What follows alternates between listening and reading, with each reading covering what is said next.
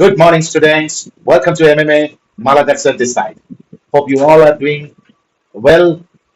चलो let us start today's discussion. आज हम लोग interrogative pronouns के ऊपर चर्चा करेंगे. चलिए, as the subject defines, interrogative pronouns इसके नाम से ही पता चल रहा है.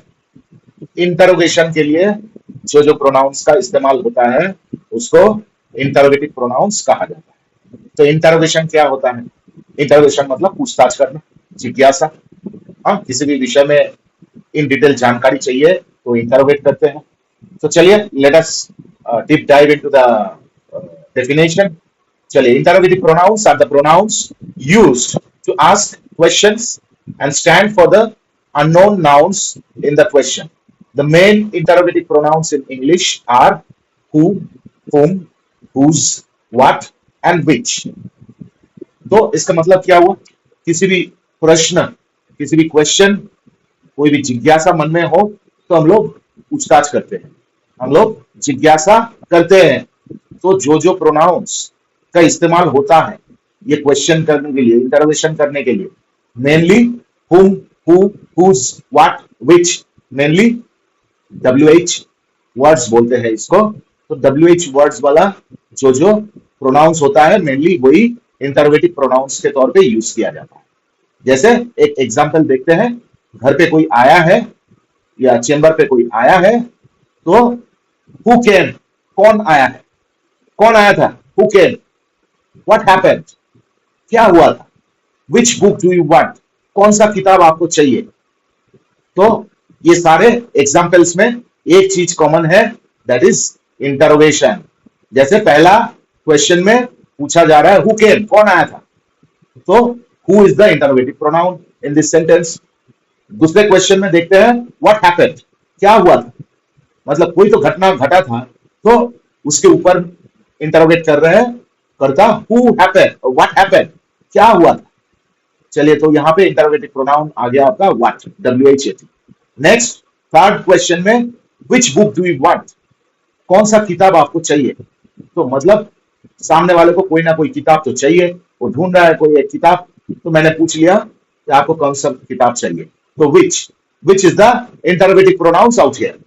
तो main forms who, whom, whose, what, which इसी से बनता है. Ask about the person as subject. तो हु क्या करता है, किसी व्यक्ति के बारे में पूछताछ करता है और इसका पोजीशन एक सेंटेंस में एज ए सब्जेक्ट पोजीशनिंग किया गया है इसको.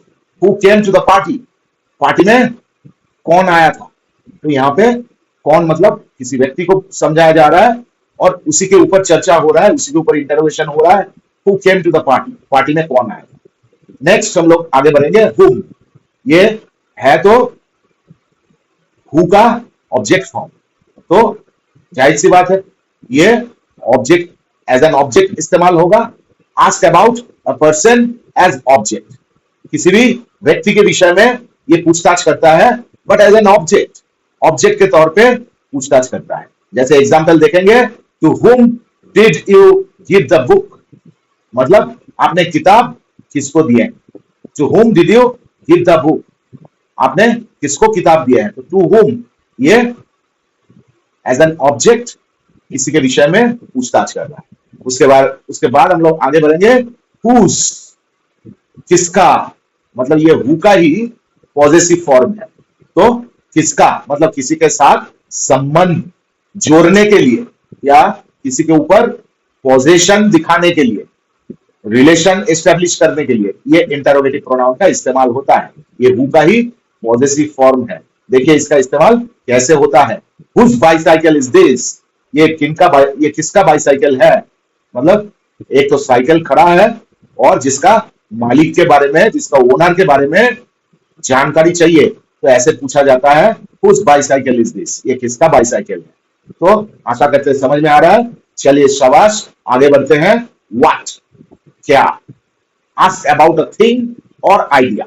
जैसे हु इस्तेमाल होता था किसी भी व्यक्ति के बारे में पूछताछ करने के लिए, वैसे ही व्हाट का इस्तेमाल होता है किसी भी वस्तु या आइडियाज के बारे में पूछताछ करने के लिए. चलिए इसका एग्जांपल देखते हैं. What is your favourite colour, आपका पसंदीदा कलर रंग कौन सा है? तो कलर ये एक थिंग ही तो है, तो इसको हम लोग वर्ड से इंटरप्रेट करते हैं। इसके बाद विच, विच तो कौन सा, विच, ठीक है। Ask about one choice from a group, मतलब एक ग्रुप में बहुत सारा ऑप्शंस अवेलेबल है, आपको कौन सा ऑप्शन पसंद है? तो one out of many, one out of many, बहुत सारा ऑप्शंस है।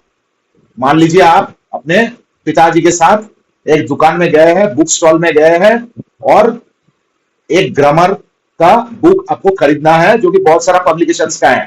तो आपको दुकानदार, स्टोर कीपर सारे ऑप्शंस दिखाए। तो अभी दुकानदार पूछ रहा है, बेटा ये भी है, ये भी है, ये भी है, 4 ऑप्शन दिखाए या 10 ऑप्शन दिखाए।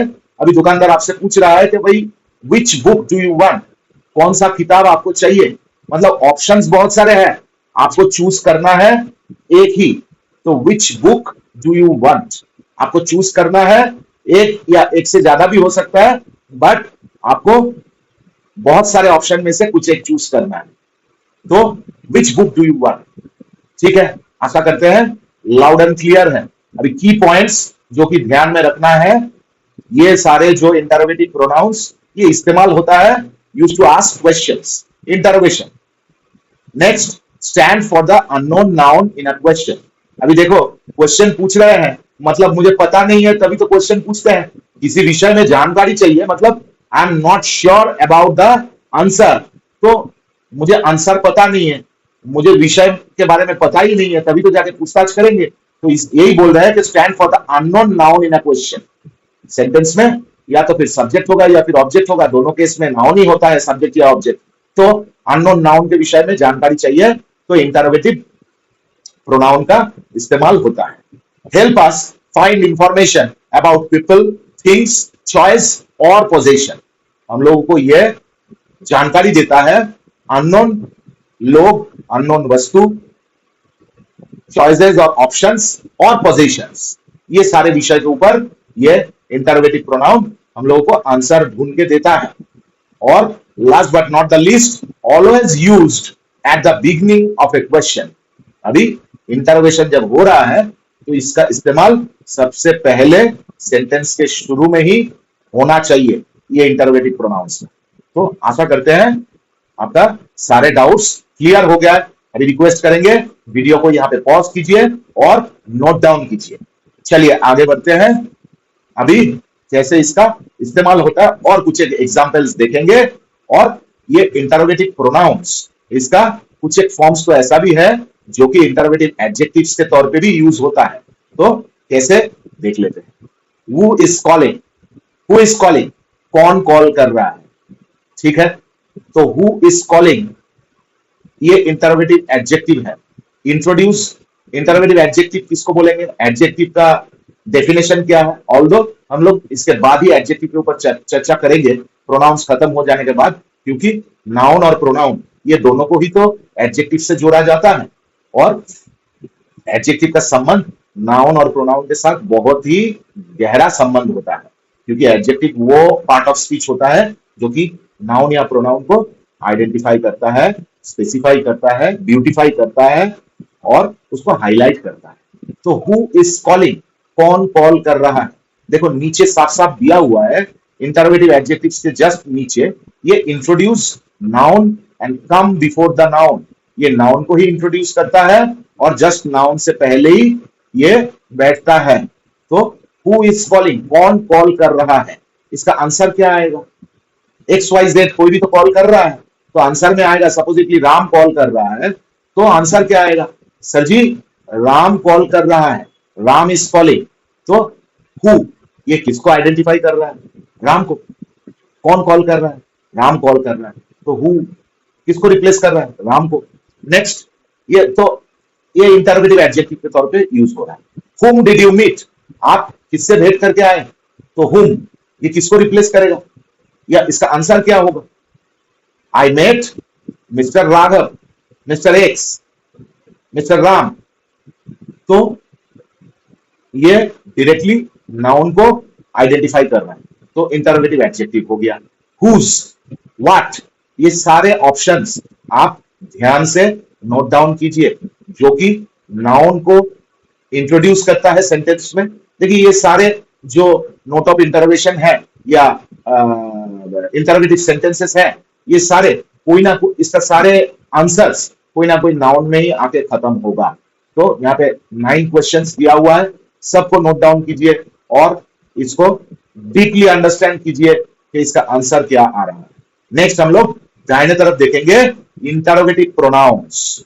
तो इंटरोगेटिव प्रोनाउन, अभी इतना देर तक हम लोग इंटरोगेटिव एडजेक्टिव्स के बारे में सोचे, डिस्कस किए, जो कि एक नाउन को इंट्रोड्यूस करता है और जस्ट नाउन से पहले ही इसका स्थान होता है, जस्ट नाउन से पहले, कम बिफोर द नाउन। अभी हम लोग इंटरोगेटिव प्रोनाउंस के ऊपर डिस्कशन करेंगे। हो सकता है कुछ एक प्रोनाउंस वही इंटरोगेटिव प्रोनाउन यहाँ पे दूसरे मतलब it will be used in a different manner. तो इंटरोगेटिव प्रोनाउंस देखो नीचे क्या दिया हुआ है, stand alone and replace nouns.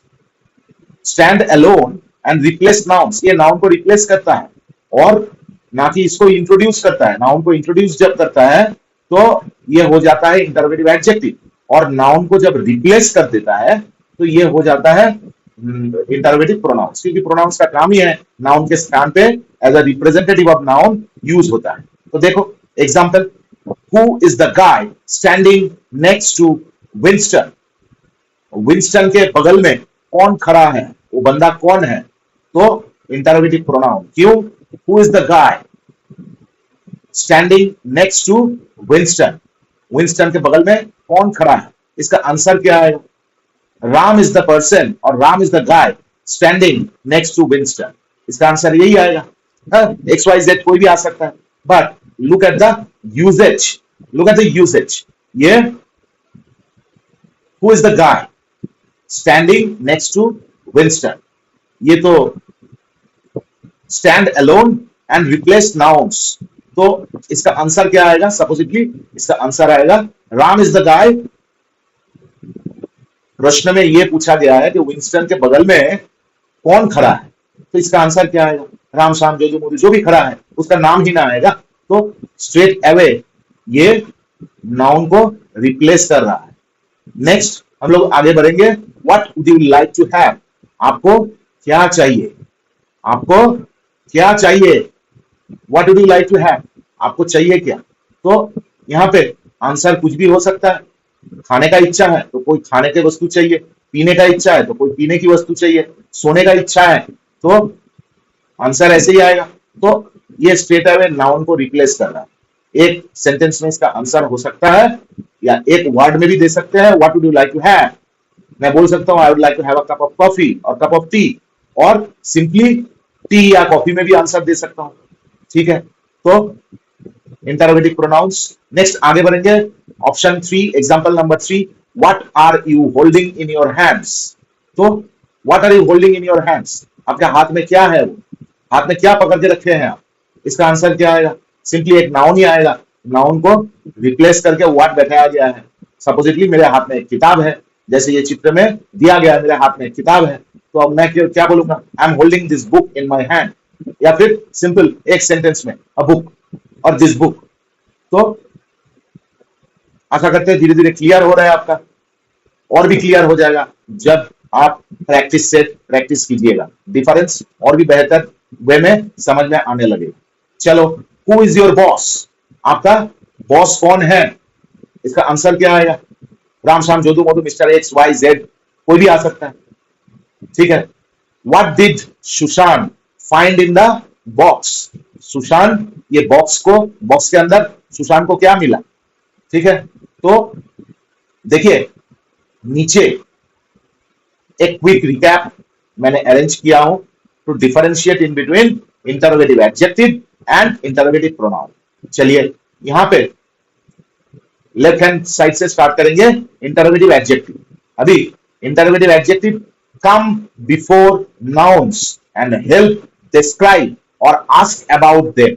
Interrogative pronoun हमेशा नाउन से पहले आता है और ये कोशिश करता है, ये मदद करता है टू डिस्क्राइब और आस्क अबाउट देम। ठीक है, नाउन से पहले बैठता है और नाउन को डिस्क्राइब करने की या फिर नाउन के बारे में पूछने की कोशिश करता है, तो चेष्टा करता है, हेल्प करता है, तो एडजेक्टिव का काम ही तो यही होता है, नाउन को डिस्क्राइब करता है और या नहीं तो फिर नाउन को इंट्रोड्यूस करता है।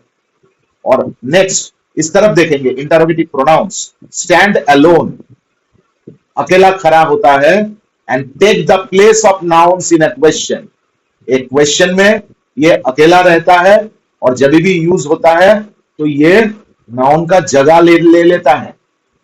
सिंपल सी बात है, एडजेक्टिव और प्रोनाउन में यही तो अंतर है। एडजेक्टिव नाउन को डिस्क्राइब करता है, नाउन को ब्यूटीफाई करता है और नाउन के बारे में बहुत कुछ जानकारी देता है, और pronoun pronoun is the straight away replacement item of noun, ये नाउन का जगह ही ले लेता है। तो दोनों में अंतर आपको समझना होगा। और एक चीज which is to be remembered forever, use interrogative adjective when a noun follows। ठीक है, एक इंटरोगेटिव एडजेक्टिव तभी इस्तेमाल कीजिए, तभी यूज कीजिए जब कोई सामने नाउन है, नाउन फॉलो कर रहा है। और use interrogative pronouns when no noun follows, जहां पे कोई नाउन फॉलो नहीं कर रहा है आपको, वहां पे, क्योंकि प्रोनाउन का काम ही तो है नाउन की जगह ले लेना, तो नाउन तो है ही नहीं उस सेंटेंस में, उसका जगह प्रोनाउन लेके बैठा हुआ है, तो वो हमेशा आपका होगा इंटरोगेटिव प्रोनाउन। चलिए प्रैक्टिस सेट जब कीजिएगा तो वहां पे और भी बेहतर वे में आपको समझ में आएगा। चलिए आगे बढ़ते हैं नेक्स्ट लेसन में। we'll now start discussing on reciprocal pronouns। reciprocal pronouns, अभी देखिए, जैसे इसका नाम से ही पता चल रहा है what is reciprocal। देखिए, the term reciprocal is defined as involving two people or groups who agree to help each other or behave in the same way to each other। ठीक है, जैसे कोई मुझे गुड मॉर्निंग विश करता है, तो सामने से कोई अगर आके मुझे सवेरे सवेरे गुड मॉर्निंग विश करता है, तो मेरा क्या काम हो जाता है, ऑटोमेटिकली मैं भी उसको गुड मॉर्निंग विश करूंगा, या फिर वेरी गुड मॉर्निंग, या फिर राम राम, या फिर सत श्री अकाल, जो भी है जिसका विशिंग पैटर्न, विशिंग वर्ड्स सामने वाला जैसे बिहेव करेगा इधर से, वैसे ही उसको रिस्पॉन्स मिलेगा। तो वही होता है रेसिप्रोकल रिस्पॉन्स। देखिए, the term reciprocal is defined as involving two people or two groups who agree to help each other or behave in the same way to each other। कोई सामने से मुझे गुड मॉर्निंग किया, मैं भी उसको good morning करूंगा। कोई सामने से आगे बढ़ के मुझे हेल्प करने की कोशिश किए एग्जाम के टाइम पे, तो मैं भी उसको हेल्प करूंगा। मेड फॉर ईच अदर, जो सामने से रिस्पॉन्स आएगा वैसे ही उसका ऑपोजिट में ऐसे ही रिस्पॉन्स उसको मिलेगा। ठीक है, तो reciprocal pronouns show mutual action between two or more people or things। The two main ones are each other and one another। ये each other और one another, ये दो मुख्य तौर पे ये दो pronoun as a reciprocal pronouns in most of the cases, ये दो प्रोनाउन का यूज होता है, इस्तेमाल होता है। जैसे each other मतलब two people और things, one another 3+ people और थिंग्स मतलब दो है, ओनली टू, वहां पे रेसिप्रोकेशन समझाने के लिए ईच अदर का इस्तेमाल होगा। जैसे एग्जांपल देखेंगे, दे लव ईच अदर। ठीक है, दे love each other very much, वो दोनों एक दूसरे से बहुत प्यार करता है। तो ये दोनों व्यक्ति या दो वस्तु के बीच में संबंध समझाने के लिए बताया जाता है, इस्तेमाल होता है, इसका यूज होता है। वन एनदर मतलब मोर देन टू, 3 और 3+ पीपल और थिंग्स। जैसे एग्जांपल देखेंगे, वी हेल्प वन एनदर, तो ये मोर देन टू समझाया जा रहा है, वी हेल्प वन एनदर। तो ये वाक्य से ये पता चल रहा है कि भाई more than 2 candidates were there, more than 2 persons और more than 2 things were there, जो कि एक दूसरे को हेल्प किए। तो कुछ एक एग्जांपल्स देखेंगे, they were not able to see each other, वो दोनों एक दूसरे को देख नहीं पा रहा था। then Davies and Ali could not stand each other, तो डेविस एंड स्टेली दो ही बंदा है, दोनों का could not stand each other, एक दूसरे के साथ खड़ा नहीं हो पाया. Then the children were fighting with each other, बच्चे लोग एक दूसरे के साथ लड़ झगड़ रहे थे. Fred and Jess gave one another gift. ये Fred and Jess gave one another gifts. ये आप लोग बताओगे ये सेंटेंस में क्या गलत वर्ड का इस्तेमाल हुआ है, जिस कारण से इसमें देखो ग्रीन में कोई कुछ नहीं दिया गया. जो करेक्ट आंसर था उसमें ग्रीन में इस्तेमाल हुआ था रेसिप्रोकल प्रोनाउंस का, बट यहाँ पे फ्रेड और जेस दो ही बंदा है, तो गेव वन अनदर की जगह क्या होना चाहिए, कौन बताएगा? यहाँ पे ईच अदर होना चाहिए. फ्रेड एंड जेस गेव ईच अदर गिफ्ट्स, तो ईच अदर होगा क्योंकि दो बंदा है, दो से ज्यादा होगा तभी जाके वन अनदर होगा. The criminals blamed one another, तो क्रिमिनल्स मतलब the criminals blamed one another, criminals one another को, तो क्रिमिनल्स, तो ये to some extent although the reciprocal pronoun in this particular sentence one another ये green में नहीं है, but to some extent it can be treated as correct sentence क्योंकि criminals मतलब more than one plural form, तो एक से ज्यादा तो है ये पता चल रहा है, but दो criminal है अगर तो यहाँ पे बोला जा सकता था कि भाई two criminals, but यहाँ पे खाली criminals बोला गया है. तो from this sentence it is not clear whether criminals मतलब दो क्रिमिनल है या फिर मोर देन टू है. तो from that aspect if we assume कि यहाँ पे मोर देन टू क्रिमिनल्स है, तो this particular use of one another is absolutely correct. तो आगे बढ़ेंगे. The sisters hugged each other, दो बहन, जब भी ईच अदर का इस्तेमाल हुआ है तो हम लोग समझ लेंगे कि दो ही बहन है क्योंकि दोनों maximum two, more than one and two, इसी जगह पे दो जहां पे कैरेक्टर है वहां पे ईच अदर का इस्तेमाल होता है. अभी इस सेंटेंस में देखो the sisters hug each other, same sentence, ये सेंटेंस का अर्थ क्या हुआ? दोनों बहन एक दूसरे को जकड़ लिए, हग कर लिए. अभी यहाँ पे ईच अदर को हटा के मैं वन अनदर भी बैठा सकता हूँ, यूज कर सकता हूँ, तब सेंटेंस का इंटरनल मीनिंग चेंज हो जाएगा. तब वहां पे दो बहन नहीं होगा, मोर देन टू होता है तभी ना वन अनदर का इस्तेमाल होता है. तो तब हम लोग इंटरनली मीनिंगफुली इसको समझ लेंगे कि भाई दो से अधिक ही है, तीन या उससे अधिक सिस्टर है तभी तो जाके वन अनदर का इस्तेमाल हुआ है. तो this thought process should be there in your mind. Then मैं आपको रिक्वेस्ट करूंगा यहाँ पे वीडियो को विराम दीजिए, पॉज कीजिए और सारे एक एक करके नोट डाउन कीजिए. हम लोग अभी चर्चा करेंगे की पॉइंट्स के ऊपर. Reciprocal pronouns show action done by two और मोर पीपल और things towards each other. Reciprocal pronoun दो व्यक्ति या दो वस्तु या फिर उससे अधिक व्यक्ति या वस्तु में, जैसे टुवर्ड्स ईच अदर, एक दूसरे के प्रति जो आदान प्रदान होता है, विनिमय होता है, उसी को रेसिप्रोकल प्रोनाउंस शो करता है. Next, use each other for two things, two people और थिंग्स. दो अगर होता है कैरेक्टर, दो व्यक्ति या दो वस्तु के विषय में, क्षेत्र में हम लोग ईच अदर का इस्तेमाल करेंगे. और use one another for three or more people और थिंग्स. दो से अधिक होगा, तीन या तीन से अधिक होगा, तब जाके हम लोग इस्तेमाल करेंगे one another. This pronouns help make your sentence clear and avoid repeating nouns. ठीक है, नाउन का रिपीटेशन अवॉइड करता है और सेंटेंस को क्लियरली अंडरस्टैंडेबल वे में प्रेजेंट करता है. Next things to remember, use each other for two and use one another for three or more. Thumb rule is plain and simple. चलिए अभी इसका कुछ एक यूजेज देख लेते हैं आज अंतिम अध्याय में. रेसिप्रोकल प्रोनाउंस यूजेज देखिए. They were not able to see each other, दो व्यक्ति के बारे में बात हो रहा है, तो each other. Davis and Ellie could not stand each other. ठीक है, जो लास्ट स्लाइड में इसका गलत इस्तेमाल हुआ था क्योंकि वहां पे वन अनदर इस्तेमाल हुआ था. The children were fighting with each other. देखिए चिल्ड्रन, दो बच्चा है तभी चिल्ड्रन यूज होता है, और मोर देन टू है तभी भी चिल्ड्रन ही प्रोनाउंस होता है. Spelling is same.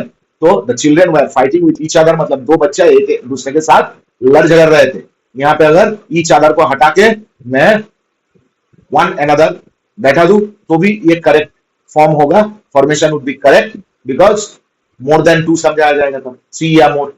ठीक है, the children were fighting with each other या फिर the children were fighting with one another. तो वन एनदर बैठेगा तो थ्री या थ्री प्लस बच्चे को समझाया जाएगा। चलिए, फ्रेड एंड जेस गिव वन एनदर गिफ्ट,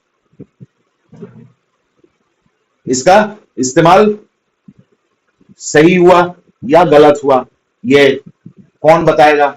ये मुझे बताएगा, आप लोग ही बताओगे, बट अभी ऑनलाइन मोड में कैसे बताओगे? तो कमेंट करके जरूर बताना। और जैसे मैं बेसिक थंब रूल आपको बता दिया था कि दो के बारे में चर्चा होता है तो ईच अदर, थ्री और थ्री प्लस के बारे में चर्चा होता है तो वन एनदर, वो थंब रूल को याद रख के बताना। The criminals blamed one another, तो यहाँ पे वन एनदर का इस्तेमाल भी हो सकता है या फिर ईच अदर का भी इस्तेमाल हो सकता है, क्योंकि क्रिमिनल्स ऑल्दो फोटो में दिखाया जा रहा है दो ही क्रिमिनल है तो यहाँ पे ईच अदर बैठना चाहिए। बट इन जनरल क्रिमिनल्स मतलब दो या मोर देन टू को भी क्रिमिनल्स ही बोलते हैं, क्योंकि प्लूरल मोर देन वन हो जाएगा तो क्रिमिनल्स ही होगा, स्पेलिंग और प्रोनाउंसिएशन। तो वहां पे हम लोगों को वन एनदर और ईच अदर दोनों बैठाने की फ्रीडम है। चलिए, यहाँ पे वीडियो को पॉज दीजिए और सारे नोट डाउन कीजिए और याद से डिस्क्रिप्शन में जो प्रैक्टिस सेट का लिंक दिया हुआ रहेगा वो करके आप आंसर की मिला लेना। और I hope all my champion students will score not anything less than 80%। चलिए, बाय बाय टिल देन। आज वीडियो को, आज लेसन को यहीं पे विराम देते हैं और बहुत जल्दी मिलेंगे नेक्स्ट लेसन में। Till then, take good care of yourself and bye bye.